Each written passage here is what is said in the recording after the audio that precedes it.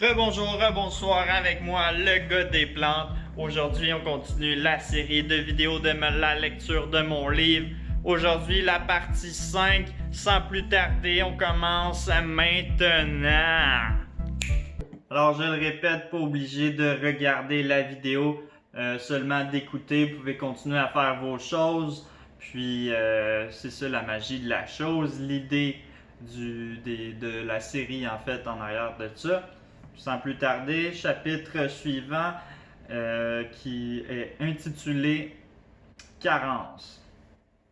Beaucoup de mythes et de fausses croyances sont liées au végétalisme. Certaines d'entre elles sont fondées uniquement pour faire peur à la population, pour les mélanger davantage et ainsi leur faire continuer à s'alimenter comme ils ont toujours fait, par peur de manquer de nutriments. Je vais vous parler dans ce chapitre de différentes choses qui ont été médiatisées et certains gens croient qu'en étant végétalien, nous devons absolument faire attention à tout ce que nous mangions. Certes, il y a des habitudes à prendre pour avoir un équilibre idéal, mais après avoir bien compris les bases, ce n'est qu'un jeu d'enfant. Protéines. Tout d'abord, les protéines sont présentes en grande ou petite quantité dans chacun des aliments que nous mangeons. Certains aliments en contiennent très peu ou pratiquement aucune et d'autres beaucoup plus. Les rapports en protéines nécessaires à l'humain varient selon l'âge et la période de croissance du sujet. Par exemple, les bébés de 0 à 6 mois ont besoin de 1,52 g par kilogramme. De 7 à 12 mois, c'est 1,20 par kilogramme. 1 à 3 ans, on parle de 1,05 g par kilogramme. 4 à 13 ans, on est à 0,95 g par kilogramme. Et 14 à 18 ont besoin de 0,85 par kilogramme. Un adulte en santé requiert approximativement 0,8 g de protéines par kilogramme de son poids corporel chaque jour, dépendamment du sexe de l'adulte.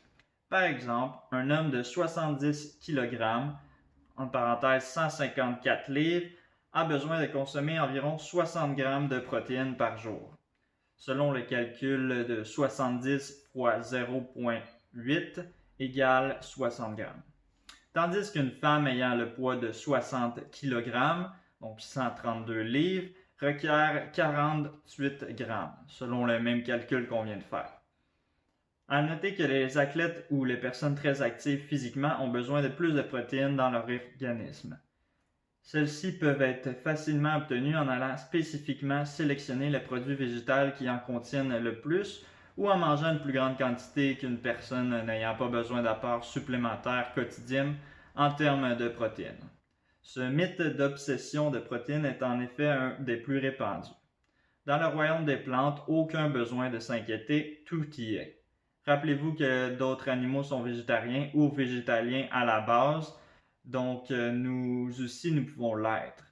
Nous allons explorer le composé du corps humain un peu plus tard. À noter que toutes les protéines existantes proviennent à l'origine d'une plante, que ce soit un animal herbivore qui mange des plantes pour ensuite se faire dévorer par un animal carnivore et qu'ensuite l'humain mange l'animal carnivore, ou encore les animaux herbivores qui mangent seulement les plantes retrouvent leur quantité de protéines dans leur alimentation végétale. Le fait de manger des animaux pour avoir des protéines est en effet un concept inefficace pour l'humain, car nous pouvons très bien manger directement les protéines que les plantes apportent au lieu de les filtrer dans un autre corps avant. Personnellement, j'aime bien combiner souvent légumineuses et un autre produit céréalier pour avoir un repas soutenant. Voici quelques exemples des éléments végétaux riches en protéines. Légumineuses, dont lentilles, haricots, pois chiches, pois jaunes, tofu, tempeh, soya, etc. Par exemple, une tasse de lentilles cuites contient la même quantité de protéines de 3 œufs, c'est-à-dire environ 18 grammes, et donne déjà plus ou moins le tiers de la portion de protéines qui requiert l'homme moyen dans sa journée. Produits céréaliers: pain, pâtes, couscous, sarrasin, seitan, quinoa, farine, riz, blé, etc. Noix, arachides, cajou, amandes, pistaches, noix de Grenoble, noisettes, noix du Brésil, etc. Graines, graines de chanvre, de chia, graines de tournesol, graines de citrouille, graines de lin, etc. Calcium. Pour ce qui est du calcium, même principe que les protéines, c'est une idée qui a été promue par les industries laitières dans le but de vendre plus de produits laitiers. C'est plus marketing que scientifique. Encore une fois, il suffit de savoir quoi manger pour ensuite l'intégrer quotidiennement dans notre alimentation pour ne pas avoir de manque dans notre système. Les études ont prouvé que les végétaliens, spécifiquement ceux qui ont réduit leur quantité de sel et de produits transformés, peuvent avoir besoin d'une moins grande quantité de calcium quotidiennement, de 500 à 600 mg, comparativement à 800 à 1000 mg pour les autres. Évidemment, il vaut mieux quand même mettre sa quantité plus près de la norme que d'en manquer. Certains aliments végétaux sont enrichis de calcium et d'autres en ont déjà à la base. En voici quelques exemples. Brocoli, chou-fleur, chou de Bruxelles, navets, kale, épinards, lait végétal enrichi, donc des laits de noix, de produits céréaliers, soya, orange, figues, abricots secs, prunes, choux, cavalier, bok choy, tahini de sésame non décortiqué, sétane, courge, butternut, carottes, patates douces, les haricots en général, graines de chia, raisins, avoine, etc. Vitamine D. La vitamine D et le calcium sont reliés entre eux puisque la vitamine D est nécessaire pour l'absorption du calcium. Les produits laitiers, œufs et poissons sont les sources typiques pour la vitamine D. Une façon encore plus simple pour en avoir suffisamment est de seulement ouvrir la porte de sa maison et de sortir à l'extérieur de 5 à 25 minutes, dépendamment des nuages du mois de l'année et aussi de préférence entre 10 et 14 heures, donc pendant les périodes où le soleil est le plus fort, lors d'une journée ensoleillée pour avoir la quantité recommandée quotidienne. Une des sources pour les végétaliens est les laits végétaux qui a un apport non négligeable comme certains jus d'orange supplémentés. Les champignons en contiennent également ainsi que certains chocolats noirs. Dans les journées pluvieuses ou en hiver au Québec, entre autres, comme le soleil n'est pas très présent, vaut mieux porter une attention particulière à cette vitamine. Si vous ne mangez pas les aliments qui en contiennent le plus et que vous ne pouvez pas vous rendre à l'extérieur de façon régulière, vaut mieux acheter des suppléments. Par contre, veuillez bien regarder le type de vitamine D que vous achetez pour s'assurer qu'elle n'est pas d'origine animale. La vitamine D2 est d'origine végétale, tandis que la D3 est, pour la plupart du temps, d'origine animale, mais peut être parfois d'origine végétale. La D2 est moins efficace, donc généralement un apport supérieur en supplément est nécessaire comparativement à sa collègue la D3. Vous pouvez aussi faire une session de lampe UV quelques minutes par jour qui reproduit la lumière du soleil et ses bénéfices. Fer. Encore une fois, un autre mythe que le fer est seulement disponible en abondance dans les viandes principalement et que les végétariens sont souvent carencés ainsi que les végétaliens. De nombreuses sources sont disponibles encore une fois dans les aliments à base de plantes. Bien faire attention à ne pas prendre de thé ou café en mangeant car cela réduit l'absorption de fer de 50 à 90%. À éviter également est de prendre ces breuvages caféinés ou autres sources de caféine 30 minutes à 1 heure avant ou après avoir mangé. Des aliments tels que le chocolat noir, du cacao en poudre, du cola, thé glacé, pudding, boissons énergisantes, etc. Si vous voulez augmenter votre absorption, vous pouvez manger les aliments riches en fer avec une source d'un aliment riche en vitamine C comme les légumes tels que le poivron, tomate, jus de citron et lime, salade, kiwi, orange, fraise, agrumes et plusieurs autres sont des excellentes sources de vitamine C. Je vais vous mettre certains exemples d'aliments riches en fer pour vous sauver une petite recherche encore une fois. Betteraves, algues, lentilles, légumes verts, graines de citrouille, mélasse, fèves de soya, épinards, tofu tempeh, pois chiches, les haricots en général, pommes de terre, quinoa, cajou, graines de chanvre, graines de lin, champignons, amaranth, avoine, chocolat noir, tahini, fruits séchés, légumes verts, etc. Oméga 3 et 6. Vous avez sûrement déjà entendu parler de manger du poisson était bon pour la santé grâce aux oméga 3 et 6 qu'ils contiennent. Encore une fois, c'est pour augmenter les ventes de l'industrie poissonnière.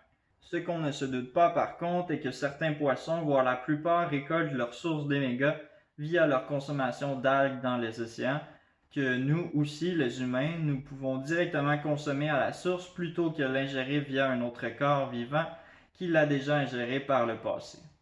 Différentes sources d'oméga sont disponibles dans les plantes aquatiques et dans la terre. En voici plusieurs de ces exemples. L'huile végétale, graines de lin, graines de chia, graines de chanvre, algues, les courges, légumes feuillus, épinards, kale, crucifères, choux-fleurs, brocolis, choux de Bruxelles, etc., baies, bleuets, fraises, mûres, framboises, etc., riz sauvage, herbes et épices, clous de girofle, origan, etc., mangue, melon-miel, noix de Grenoble, etc. Zinc. Disponible dans les fruits de mer et viande principalement, le zinc est un minéral facilement disponible dans les plantes. Comme toutes les autres carences, entre guillemets, c'est encore une façon de promouvoir l'industrie animale de dire que les végétaliens et végétaliens sont en manque de ce minéral dans leur alimentation. Je vais vous nommer quelques sources différentes où vous pouvez prendre votre dose de zinc chez nos amis les plantes.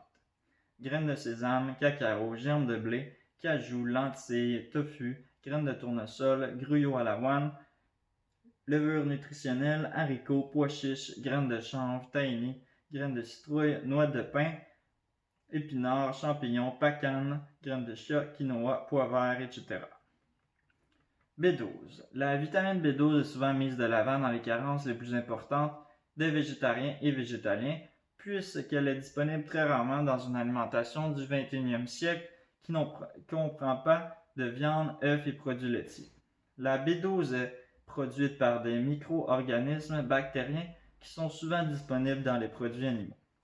Cette vitamine est souvent une chose à faire attention car il en contient dans plusieurs produits animaux, alors que les couper réduit évitablement notre absorption quotidienne. La chose qu'il ne faut pas oublier, c'est que cette vitamine est très souvent donnée en comprimé aux animaux, alors le pourcentage obtenu via l'alimentation animale est en effet celui qui est présent dans les médicaments que l'animal prend. Elle ne peut pas être disponible dans les plantes puisque celles-ci ne la fabriquent pas. La majeure source sont dans les abats des animaux puisqu'elles peuvent stocker le surplus de vitamine B12 dans leur corps. Dans certains fruits et légumes biologiques fraîchement déracinés avec un peu de terre, nous pouvons y trouver un très petit taux de B12. Par contre, rares sont les gens qui mangent leur aliment avec encore de la terre dessus. La choucroute qui est fermentée peut contenir une petite fraction de B12, ainsi que la bière et la spiruline, mais vaut mieux ne pas se fier à cela. La levure nutritionnelle, qui est très peu dispendieuse et à la fois si intense dans les formes vitamines et minéraux, en contiennent généralement au-delà de la dose recommandée quotidienne par portion lorsqu'elle est ajoutée dans le produit final. Le produit vaut la peine d'être connu étant donné toutes ses propriétés caractéristiques et son goût fromager en plus de son prix qui est des plus alléchants. Dans la levure alimentaire, nous pouvons trouver une source de vitamine B12 assez importante. Par contre, ce n'est pas toutes les sortes, donc vaut mieux s'informer ou regarder les valeurs nutritives avant de l'acheter pour en être certain. La dernière source alimentaire végétalienne est les aliments habituellement transformés comme les simili-viandes sans viande et autres produits à base de soya, souvent que nous pouvons trouver facilement à l'épicerie. La plupart des laits végétaux ou autres produits laitiers végétaliens sont supplémentés en apport B12 à environ 50% de la valeur quotidienne par portion. Seulement avec ces deux produits, vous avez déjà grandement au-delà des carences pour la B12. Pour vérifier si le produit est réellement supplémenté d'une vitamine et minéral, il faut mieux regarder, encore une fois, la liste d'ingrédients et les valeurs nutritives pour s'en assurer. La dernière option qui s'offre à vous est d'aller dans un magasin d'aliments naturels ou encore sur Internet pour vous commander des suppléments développés en laboratoire principalement pour l'additionner à votre routine quotidienne ou hebdomadaire afin d'avoir la dose recommandée essentielle si vous avez peur d'en manquer. En conclusion, je dirais que la plupart des carences entre guillemets que les végétaliens et végétariens pourraient avoir s'ils ne consomment pas assez de choses variées dans leur alimentation peuvent être facilement évitables avec de la bonne information sur le sujet.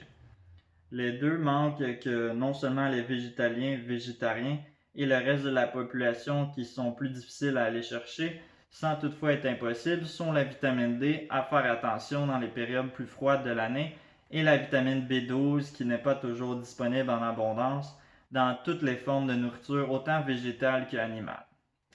Lorsque vous avez maîtrisé le sujet et pris des habitudes dans votre mode de vie, ce n'est pas plus un problème, mais bien une simple routine d'intégrer une bonne variété d'aliments pour avoir une abondance dans son système. Après quelques temps, on n'y pense plus et tout se fait automatiquement sans souci. Fin du chapitre. Chapitre suivant, épices. Nombreux sont les gens qui ne sont pas au courant des nombreux bénéfices des épices et des herbes au niveau de la santé. Plusieurs remèdes de grand-mère sont basés sur différents aliments ou épices et herbes extrêmement bénéfiques pour nous qui nous sauvent à la fois temps et économie d'argent puisque ce sont des produits de moins à acheter à la pharmacie. Si vous avez des doutes, essayez-le. Vous allez voir, cela peut soigner une grande partie des problèmes que l'humain peut avoir. Je vais vous énumérer quelques-uns dans ce chapitre qui vont vous éclairer sur le sujet. Basilic. Cette herbe de guérison contre l'arthrite, les allergies et des conditions inflammatoires de l'intestin est l'un des plus populaires. Elle aide à tuer les bactéries nocives qui causent l'intoxication alimentaire. Due à sa couleur vert foncé, c'est une excellente source de vitamine K, de calcium et de magnésium, ce qui est bon pour les os. De plus, elle est une excellente source de fer, de manganèse, de vitamine C et de potassium. Combiner le basilic frais et le basilic séché maximise ses propriétés caractéristiques et ses avantages pour la santé. Cannelle. Elle contient des niveaux les plus élevés d'antioxydants de toutes les épices. Cette épice est extrêmement facile à camoufler dans les repas déjeuners et le dessert. Celle-ci aide à stabiliser le niveau de sucre dans le sang. Elle procure un apaisement du cholestérol et de triglycérides. En plus d'être un anti-inflammatoire, elle aide à soulager la douleur et la raideur dans les muscles et les articulations, y compris l'arthrite. De ce fait, elle réduit l'inflammation dans le vaisseau sanguin qui conduit à l'astérocléose et les maladies cardiaques. Et finalement, elle a des propriétés antifongiques et antibactériennes. Elle peut même contribuer à améliorer la mémoire et l'attention, ce qui peut aider pour certaines personnes atteintes de l'Alzheimer. Le piment de Cayenne. Épice au goût fort, elle augmente le métabolisme du corps humain. Elle brûle les graisses plus rapidement et aide la guérison des tissus digestifs. L'épice stimule les enzymes digestives et aide à prévenir les ulcères de l'estomac. Comme la cannelle, elle réduit le cholestérol sanguin, les triglycérides. Par contre, elle a des propriétés différentes au niveau de la diminution de la formation des caillots sanguins nuisibles. Tout cela peut prévenir des crises cardiaques et accidents vasculaires cérébraux. Celle-ci est l'une des plus efficaces anti-inflammatoires contre les maux de tête, l'arthrite et les douleurs musculaires, ainsi que pour la congestion nasale et le renforcement du système immunitaire. Elle fait mal aux compagnies pharmaceutiques sans aucun doute. Les clous de girofle. Elles contiennent des ingrédients antiseptiques et germicides qui aident à combattre les infections, soulager les problèmes digestifs et les douleurs arthrites, comme bien d'autres épices. Celle-ci soulage la douleur des gencives et des dents. Elle a été mesurée comme ayant le niveau le plus élevé d'antioxydants, selon l'ORAC, parmi tous les herbes et épices. L'huile de clou de girofle tue les bactéries et est très efficace lorsqu'elle est appliquée à des éraflures, des coupures, des infections fongiques, des éruptions cutanées qui démangent des morsures, des brûlures ou des contusions. Les clous de girofle aident ainsi les problèmes digestifs tels que les gaz, l'indigestion, les nausées, les vomissements et éliminent les parasites nuisibles, les bactéries et les champignons dans le système digestif du corps humain. Sentir l'odeur du clou de girofle contribue aussi à encourager la créativité mentale. Donc, tout ce qui a rapport à l'art peut être une bonne chose de sentir quelques instants l'odeur de l'épice. Les clous de girofle peuvent être un excellent ajout pour la santé dans les thés chauds à cause de ses états caractéristiques très élevés en termes de bénéfices. Le cumin. Celle-ci est riche en antioxydants et connue pour être particulièrement bon pour la digestion. Elle stimule la vésicule biliaire et le pancréas pour sécréter des enzymes et de la bile qui décomposent les aliments en nutriments que votre corps peut utiliser. Elle peut contribuer de nombreuses façons à détoxifier le corps et est très efficace pour les troubles respiratoires comme l'asthme et la bronchite. Elle est bonne pour maintenir des niveaux de glycémie stables. Une très bonne source de fer, de vitamine C, de vitamine A, en plus d'être bénéfique pour le système immunitaire. Le curcuma, un anti-inflammatoire qui ralentit le développement de la maladie d'Alzheimer. Il peut contrer les maladies comme le syndrome du côlon irritable, la colite ulcéreuse, les maladies de Crohn et encore une fois l'arthrite. Il peut même améliorer les fonctions de foie, réduisant l'homocytine et prévient les maladies cardiaques. Une des épices les plus puissantes anticancéreuses.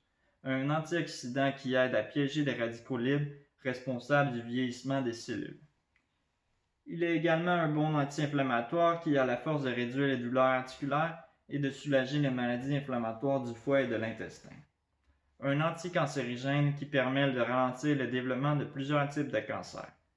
Cette épice est sans aucun doute une qu'il faut privilégier dans son alimentation quotidienne.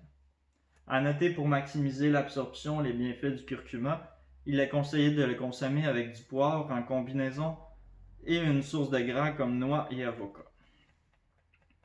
Le romarin, un autre antioxydant ainsi qu'anti-inflammatoire. Elle améliore la concentration, stimule la mémoire et combat la dépression. Elle renforce aussi le système immunitaire, améliore la circulation, stimule la digestion et combat le cancer.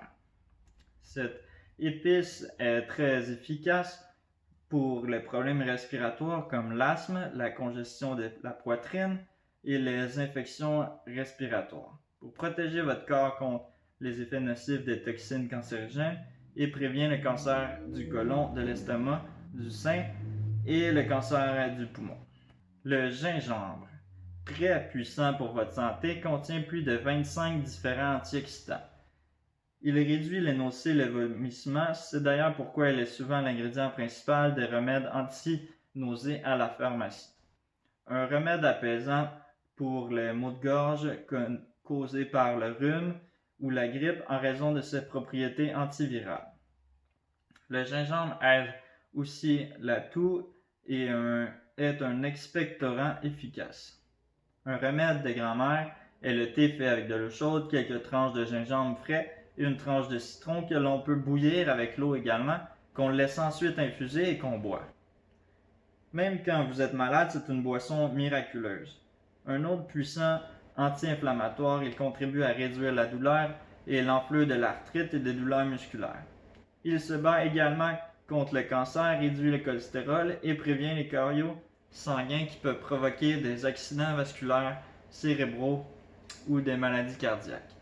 Il est tellement peu dispendieux que l'on peut en acheter chaque semaine sans problème et en mettre dans toutes nos recettes, autant sous forme d'épices, de sauce de marinade pour tofu par exemple, ou encore dans nos bouillons. L'origan. Ceci est un très puissant antibactérien, antifongique et antiviral. Il peut soulager également l'inflammation interne et externe et peut offrir un soulagement aux allergies, maux de tête et douleurs sans effet secondaire. Essayez-le durant une période d'allergie intense ou de maux de tête, vous allez voir si ça fonctionne vraiment lorsqu'il est consommé régulièrement et abondamment sous toutes ses formes pour privilégier ses bénéfices. Le thym. Il traite la bronchite, les maux de gorge, la congestion de la poitrine, de l'aryngite et le gastrite, l'indigestion et les coliques. Il contribue, comme ses amis, à prévenir le cancer. Il améliore la mémoire, traite les maladies d'Alzheimer, calme les nerfs, soulage la dépression, les cauchemars et l'insomnie. Une découverte intéressante à propos du thym montre qu'il stimule réellement la quantité de DHA, un ingrédient important dans les acides gras oméga 3, dans les cellules du cerveau, du cœur et des reins. L'ail, une épice très populaire pour bien des raisons, Elle peut diminuer vos chances d'avoir certaines maladies du cœur et même aide à arrêter les cellules cancéreuses de grandir. En manger régulièrement peut vous aider à régulariser votre taux de cholestérol ainsi que votre pression artérielle. En plus d'ajouter un goût fort agréable, celle-ci nous permet de stimuler notre appétit et aide à notre digestion. Pour plusieurs maladies respiratoires, l'ail prévient et peut même guérir dans plusieurs cas ce type de maladie. Pour profiter du maximum de ses bénéfices, il est conseillé de le consommer cru car cuit, elle pourrait diminuer ses quantités nutritives et ainsi certains de ses bénéfices. Bien que c'est plaisant à consommer, la laine qui suit l'est davantage moins. Pour s'en débarrasser, il suffit de mâcher du persil, des feuilles de menthe, des grains de café ou encore laisser le clou de girofle quelques instants dans sa bouche. En conclusion, les herbes et épices sont une alternative santé et qui ajoutent du goût dans tous les repas de la journée, incluant les collations et les desserts.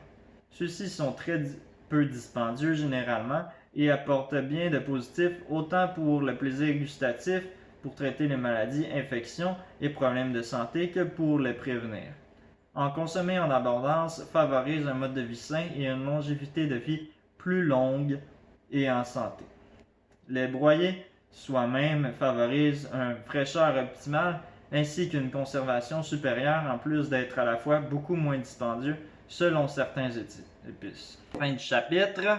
Je vais lire un dernier chapitre suivant qui s'intitule Substituts. Les substituts d'œufs sont aucun doute les plus faciles à réaliser pour remplacer dans les recettes. Vous pouvez mettre une cuillère à soupe de lin moulu avec 1,5 fois à 3 fois le volume d'eau pour mélanger ensuite, laisser reposer quelques minutes jusqu'à temps que ça forme un genre de gel pour mettre dans votre recette. La même chose est possible avec les graines de chia. Ce sont deux alternatives qui donnent l'équivalent d'un œuf. Un principe est similaire avec le vinaigre de cidre de pomme, mais vous devez mettre une cuillère à café pour 90 ml d'eau. La compote de pommes, 50 g pour un œuf, est une alternative santé et sucrée pour mettre dans vos recettes, ainsi que la banane, une demi à une banane, dépendamment de la grandeur pour un œuf. Vous pouvez également mettre 3 cuillerées à table de beurre d'arachide pour l'équivalent d'un œuf. Le yaourt végétal comme au soya est un bon substitut aux œufs dans les recettes ayant besoin d'un agent levant contenant beaucoup d'humidité. Vous pouvez également utiliser le tofu, 50 g pour l'équivalent d'un œuf. Les substituts de viande sont souvent à base de légumineuses, autant pour les produits transformés ou non. La plus commune est le soya et le tofu, le tempeh. Sinon, on peut utiliser les haricots, les pois chiches, les lentilles, les pois verts séchés ou les pois jaunes. Le jackfruit est bien utilisé souvent pour imiter la texture, le goût et l'apparence de la viande de porc, qui est vraiment très similaire s'il est bien apprêté. On peut voir aussi dans certains restaurants du Québec l'utilisation des champignons comme le shiitake pour produire encore une fois quelque chose de très similaire à la viande dans certaines recettes comme le jackfruit. Pour la viande hachée, il y a plusieurs substituts comme le Eve, Gardein et autres qui en font. Sinon, vous pouvez acheter du PVT en vrac, donc la protéine végétale texturée. Si vous voulez vous faire un burger, il y a plusieurs recettes de galettes sur Internet à base de légumineuses et de produits céréaliers, comme par exemple haricots rouges et riz que l'on mélange ensemble avec des épices et que l'on pile ou broie avec un robot culinaire pour faire des galettes. Une recette de falafel à base de pois chiches peut facilement faire le même travail également. Plusieurs fruits de mer et poissons sont également disponibles version végétale dans la section du congélateur, souvent à base de champignons, soya ou d'algues. Le poulet en substitution est disponible autant frais que congelé avec une base de gluten de blé ou de soya habituellement. La viande froide végétale pour les sandwichs sont disponibles dans le frigidaire de votre marché, ainsi que les autres substituts végétaux de viande, souvent à base de soya. Le bacon peut être fait maison en version sans cruauté avec de la fumée liquide ou encore acheté déjà fait, souvent à l'aide de produits céréaliers, légumes ou légumineuses. Pour ce qui est des autres produits de viande, la plupart sont en conception ou sur le marché présentement, sur Internet ou en magasin. Il suffit de faire une recherche rapide ou de demander à un employé de notre supermarché. Pour le lait, il existe différentes variétés qui sont enrichies ou non, comme les plus communs, le lait d'amande ou le lait de soya. Les choix ne s'arrêtent pas là, il y en a pour tous les goûts. Que ce soit à base de noix ou encore de produits céréaliers, toutes les options sont bonnes. J'en ai compté et essayé près d'une quinzaine, mais il y en a plus d'une vingtaine de bases différentes sur le marché mondial, voire plus. Sans compter que vous pouvez les réaliser vous-même à la maison. Je vais vous nommer quelques exemples à essayer, comme le lait d'avoine, de riz, de quinoa, de millet, de sarrasin, de chanvre, de cajou, de noisettes, de coconut, à base de protéines de pois, d'arachide et bien d'autres. Pour ce qui est des autres produits laitiers comme les fromages végétaux, ils sont souvent faits à l'aide de cajou et de gélifiants quelconques et encore à base de soya ou de protéines de pois. On peut s'en faire à la maison sans problème également. La crème glacée végétale sont disponibles également avec des bases de lait végétaux, souvent de cajou, soya, coconut ou d'amande. La crème à café ou de cuisson est également disponible à base de plantes, souvent d'une base de soya. Le yogourt, quant à eux, sont faits à base de soya ou de noix de coco. Pour ce qui est des margarines, beurre, c'est généralement constitué d'huile végétale ou vous pouvez utiliser certaines huiles pour faire cuire vos aliments, comme l'huile de coco pour graisser dans les poêles. L'alternative avec du papier parchemin, papier d'aluminium ou encore fait de silicone peut être toutefois très bien faire l'affaire. L'huile de cuisson peut être remplacée également par un petit fond d'eau dans une poêle lorsque l'on fait cuire des aliments comme les légumes. Cela permet de ne pas faire coller les aliments sur la poêle. À noter qu'il faut ajouter de l'eau au besoin ou on peut mettre un couvert sur le wok pour faire le style cuit à la vapeur ou encore faire cuire nos légumes à la vapeur pour minimiser les pertes de nutriments. La mayonnaise de son côté, on peut se la faire maison à l'aide de l'huile ou d'aquafaba, liquide de conservation pour les cannes de légumineuses. Sinon, certaines marques comme Hellmann's ont sorti une mayonnaise à base végétale ou encore dans des supermarchés d'aliments naturels ou bio, on peut trouver sans œufs généralement sans très gros problèmes comme la marque Earth Island, Veganize, Spectrum, etc. Le miel peut être substitué très facilement avec le sirop d'agave, sirop d'érable, sirop de date, la mélasse, la confiture de fleurs de pissenlit, n'importe quel fruit séché qui sont plus souvent plus sucrés que les frais, etc.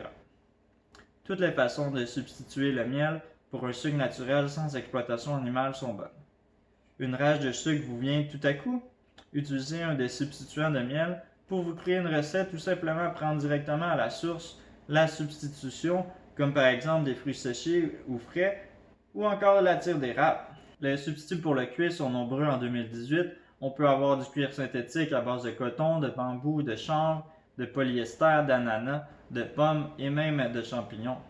Certains d'entre eux sont tellement bien réalisés qu'on pourrait jurer que ce sont des vrais. Tesla d'ailleurs n'utilise plus de cuir véritable dans ses voitures en ce moment et seulement du synthétique.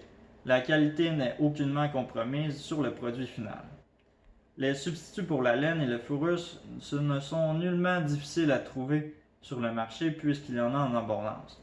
On peut y avoir du polyester, du microfibre, de la maille polaire, le Gore-Tex, le coton, le nylon, l'acrylique, l'élastane, l'ortie, le chanvre et bien d'autres matériels qui peuvent être autant voire même plus chauds que la laine et la fourrure et ce à prix moindre.